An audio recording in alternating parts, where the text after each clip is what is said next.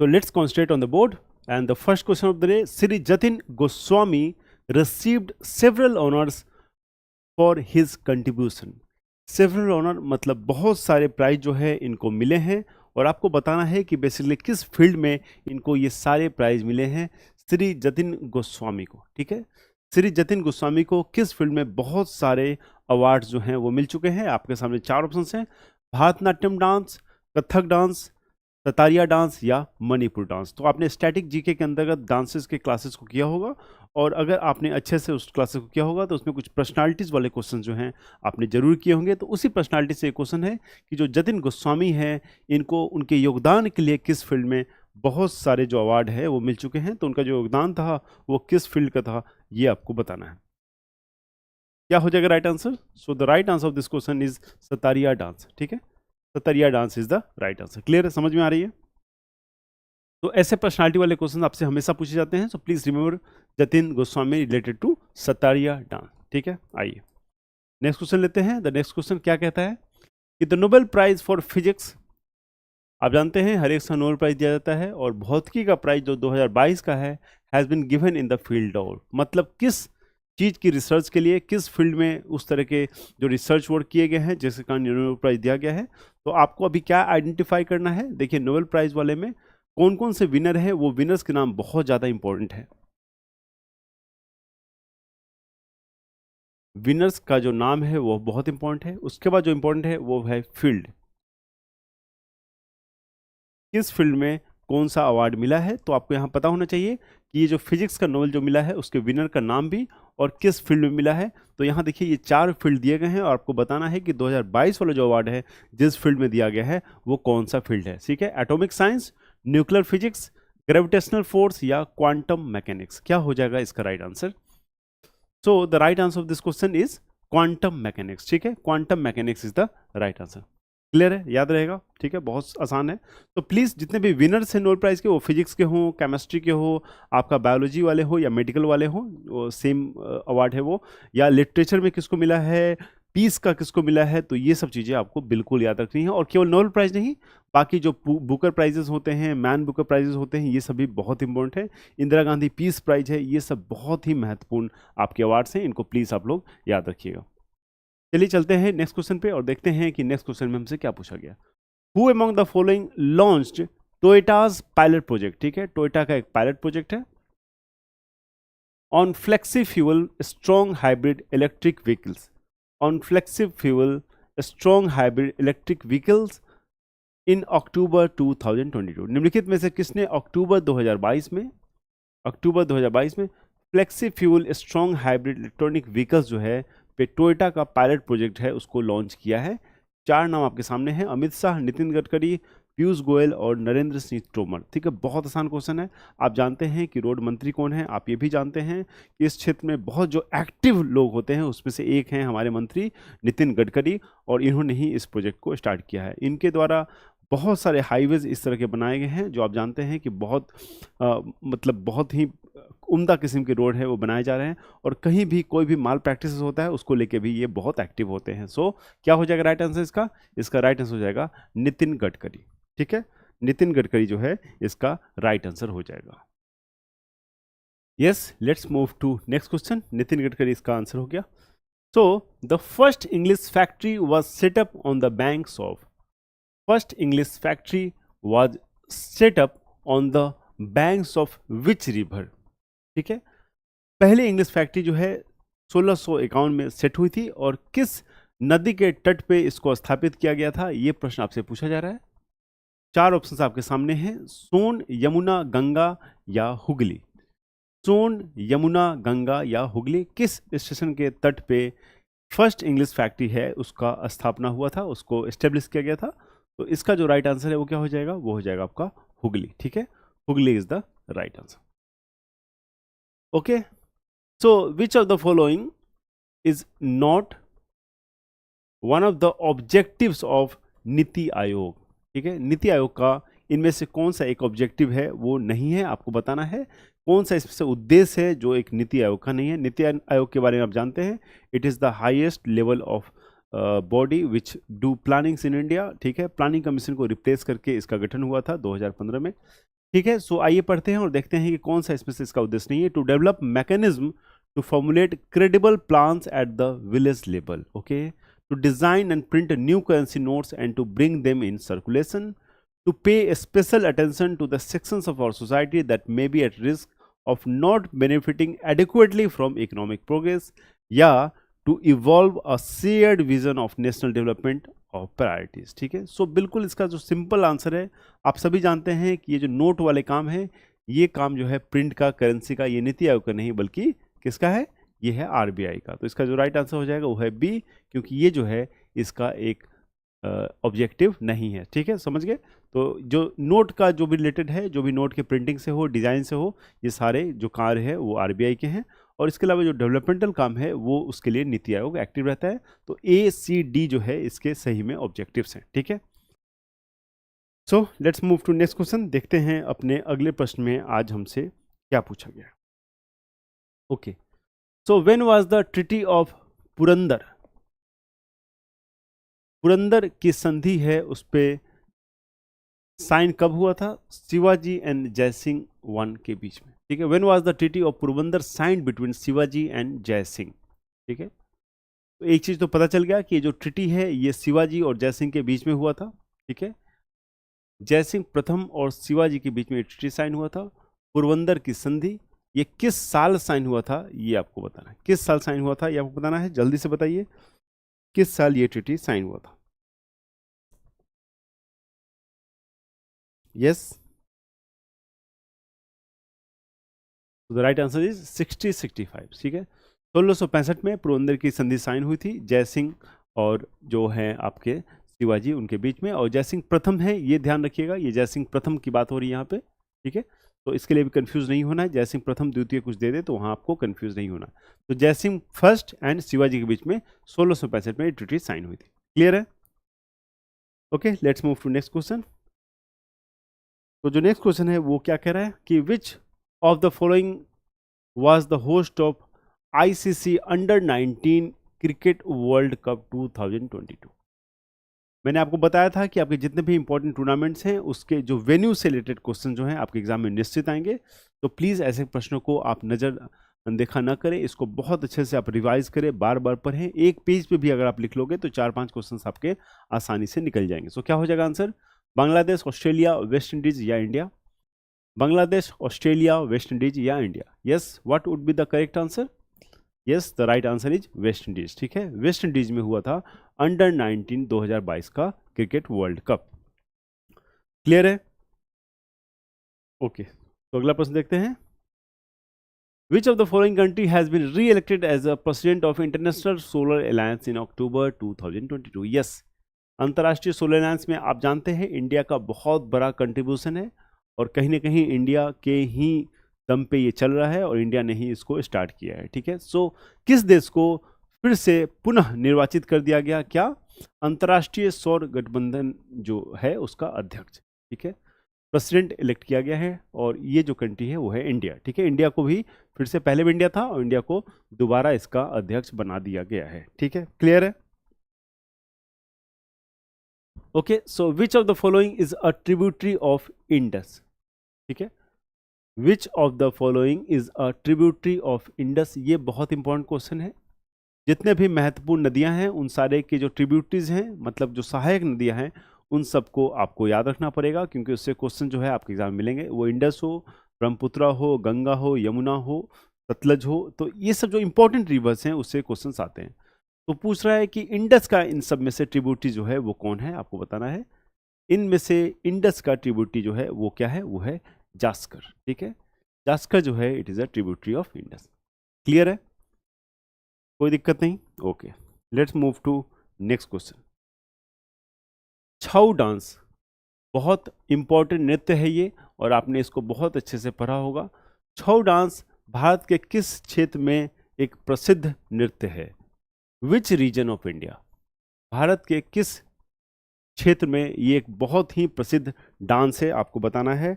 छऊ dance, yes, southern, northern, eastern या western? ठीक है, किस एरिया में ये बहुत पॉपुलर है आपको बताना है छऊ डांस। तो आपको पता है कि ईस्टर्न एरिया में जो है ये बहुत पॉपुलर डांस है, और आपने इसके बारे में पढ़ा है। जो भी ईस्टर्न एरियाज है वहाँ पे ये डांस जो है बहुत महत्वपूर्ण है और बहुत ही प्रचलित डांस है ये, ठीक है। ओके, सो नेक्स्ट क्वेश्चन देखते हैं क्या है। Which Indian player is called as Dhing Express? ये प्रश्न तो ऑलरेडी हमने किया है। मैंने आपको बताया है कि अभी जो नए नए एथलीट्स हैं उनको आपके कोई भी सवाल को नहीं छोड़ना है, ठीक है।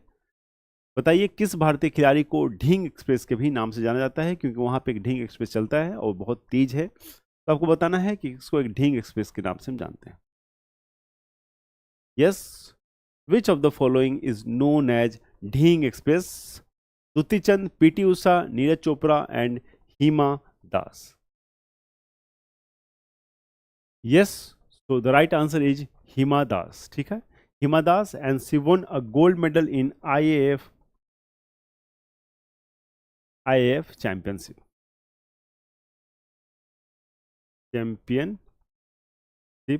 of IAF चैंपियनशिप, और यहाँ पे इसने गोल्ड मेडल जीता था। और ये जो थी ये आसाम की हैं, ये आसाम की हैं, and she is the only one to won the track. जो दौड़ था उसमें she is the only one from India to win this gold medal, ठीक है। So she is from Assam. इसको भी प्लीज़ आप लोग ध्यान रखिएगा, ठीक है, क्योंकि पूछ लिया जाता है, मान लो कि आपको इन चारों के आपके स्टेट का से मैचिंग करने को दे दे, इनमें से कौन सा है वो गलत मैच है, और ढींग एक्सप्रेस जिससे हिमा दास है इसके आगे आपको छत्तीसगढ़ लिख दे तो कई बार आप कंफ्यूज हो जाओगे।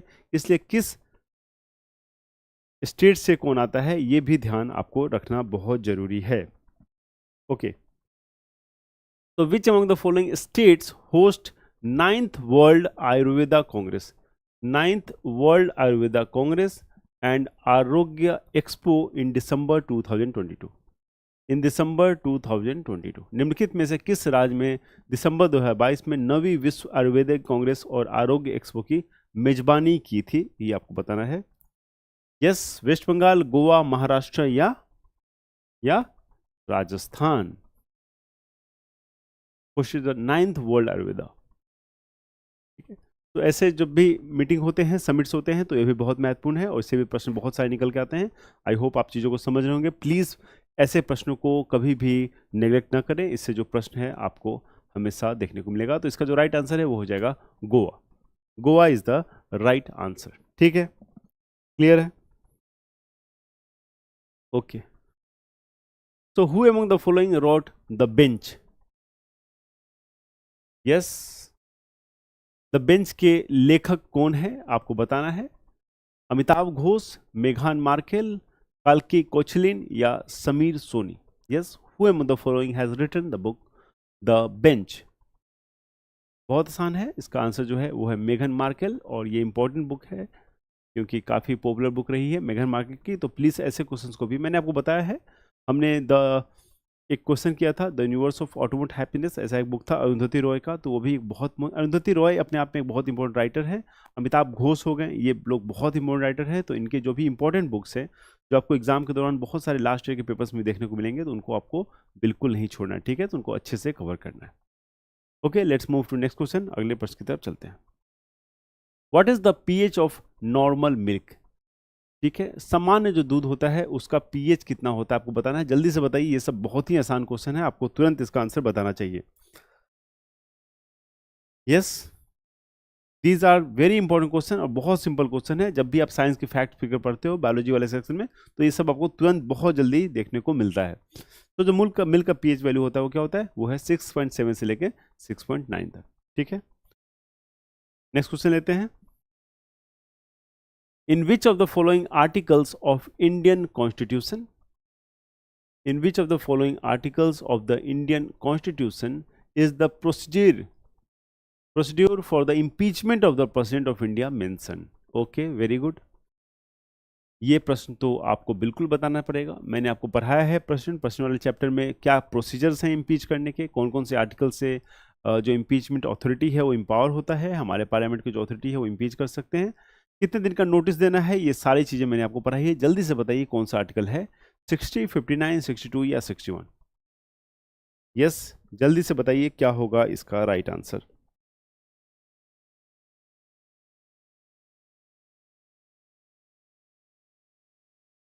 मैंने आपको बहुत डिटेल में पढ़ाया था कि जो आर्टिकल 61 है, जो आर्टिकल 61 है, that gives detailing of president impeachment. ठीक है, so article 61 is the right answer, please याद रखिएगा, ऑप्शन डी इज करेक्ट।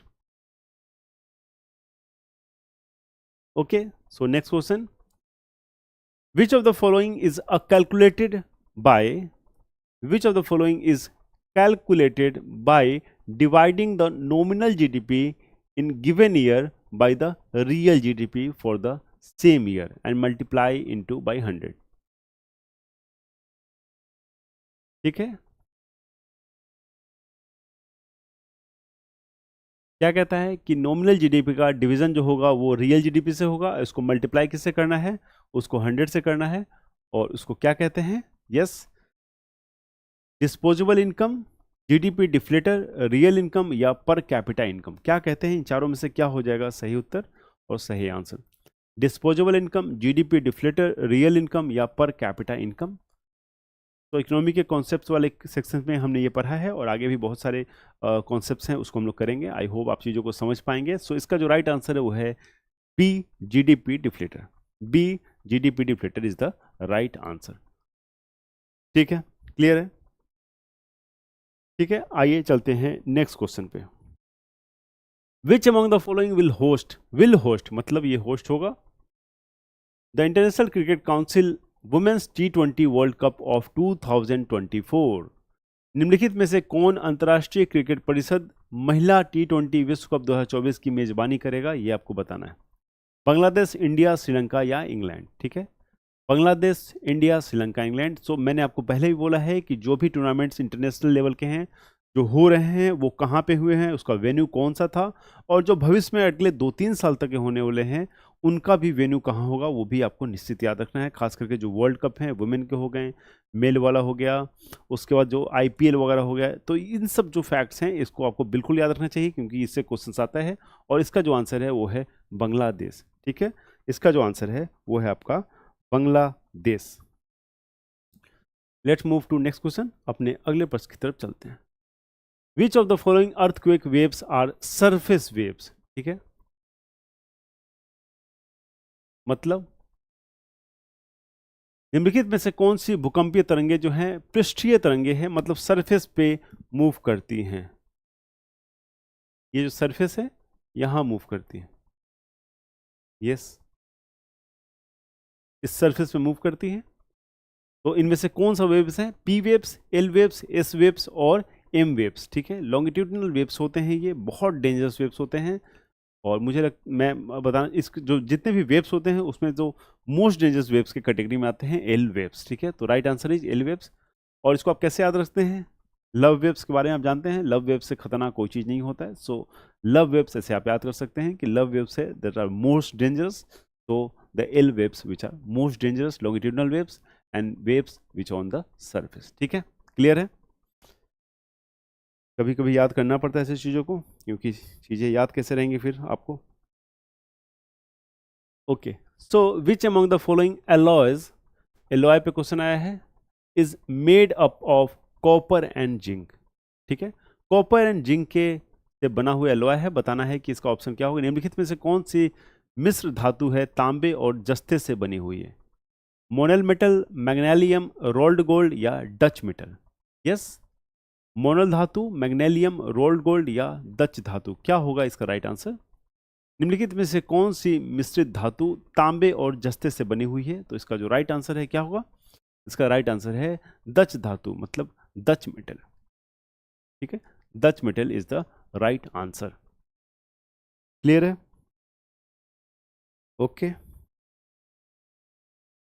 तो नेक्स्ट क्वेश्चन लेते हैं, देखते हैं यहां हमसे क्या पूछा जा रहा है। विच of the following is not tributary of river Kaveri, मतलब सहायक नदी नहीं है। सहायक नदी कौन सी होती है, कोई नदी मान लो ऐसे फ्लो कर रही है, ठीक है, कोई नदी ऐसे फ्लो कर रही है और इस नदी में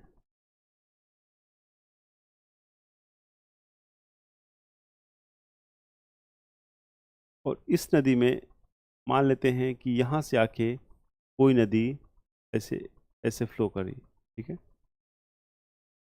तो नदी जैसा ये लगना चाहिए।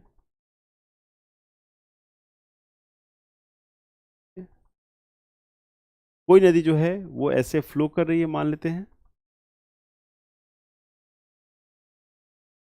और इसमें कोई पानी साइड से कोई छोटी सी नदी आ रही है, तो ये जो नदी है इसको क्या कहते हैं?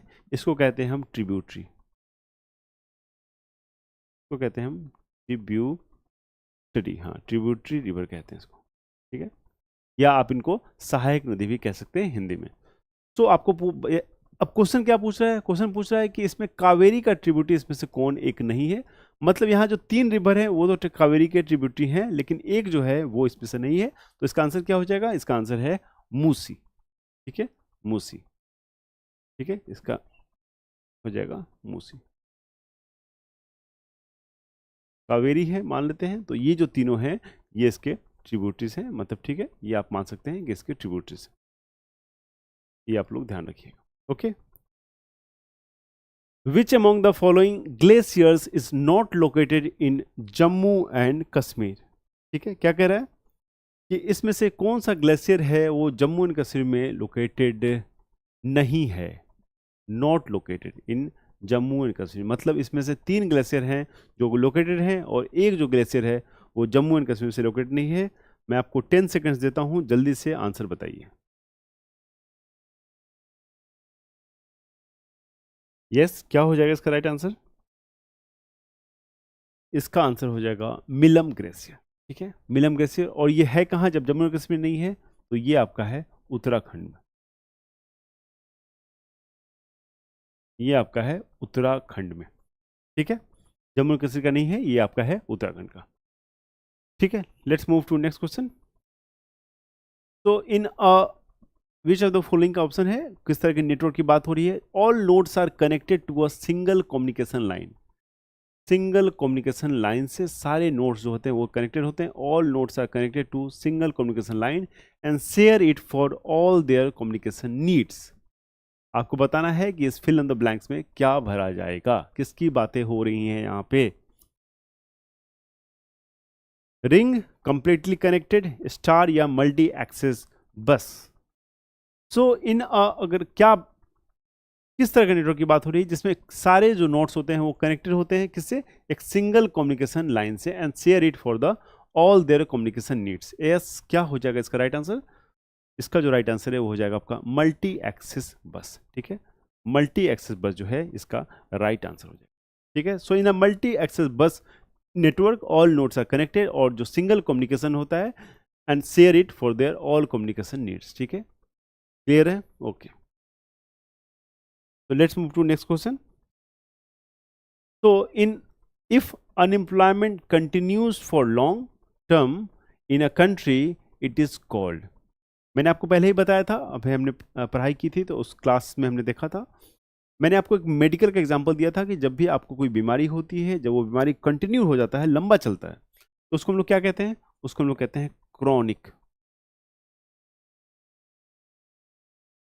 क्रॉनिक डिजीज, उसको हम लोग कहते हैं क्रॉनिक डिजीज, ठीक है। और इसी क्रॉनिक वर्ड से इंस्पायर्ड है हमारा अनएम्प्लॉयमेंट, और जो अनएम्प्लॉयमेंट जो लंबा चलता है उसको हम लोग क्या कहते हैं? उसको हम लोग कहते हैं क्रॉनिक अनएम्प्लॉयमेंट, मतलब दीर्घकालिक, दीर्घकालिक क्या है? अनएम्प्लॉयमेंट, ठीक है। सो दीर्घकालिक अनएम्प्लॉयमेंट है।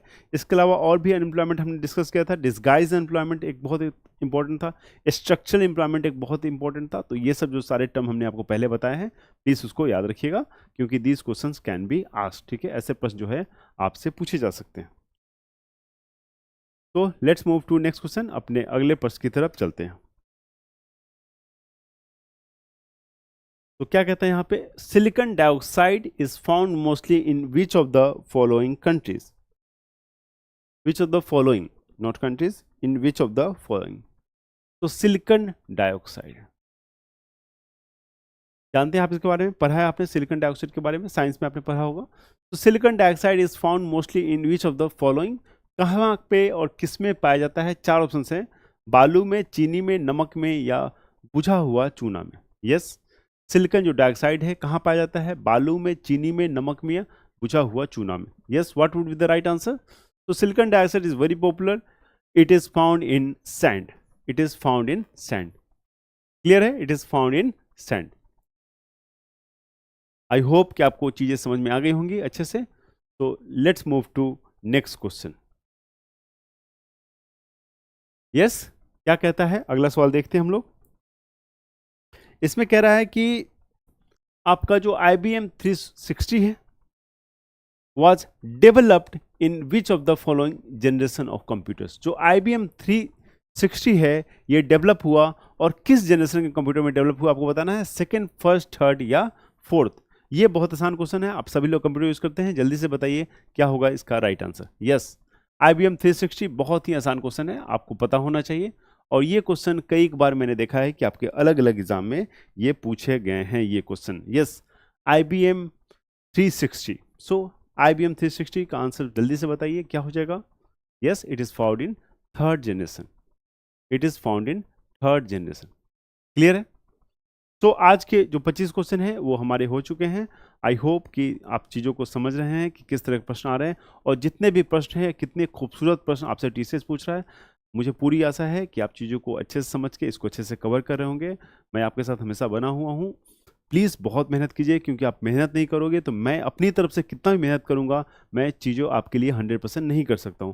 I can guide you. मैं आपको बता सकता हूं कि ऐसे प्रश्न आएंगे, ये प्रश्न आ सकते हैं, लेकिन पढ़ना जो है वो आप ही को पड़ेगा. सो मुझे पूरी उम्मीद है कि आप बहुत मन से दिल लगा के पढ़ाई कर रहे होंगे. आज का लेक्चर यहीं समाप्त करते हैं. बहुत जल्द मिलेंगे नेक्स्ट लेक्चर में. बहुत सारे फिर से प्रश्नों को देखेंगे और समझेंगे कि किस तरह के प्रश्न जो है आपसे TCS पूछेगा या पूछ सकता है. Thank you so much. Will meet very soon in next lecture.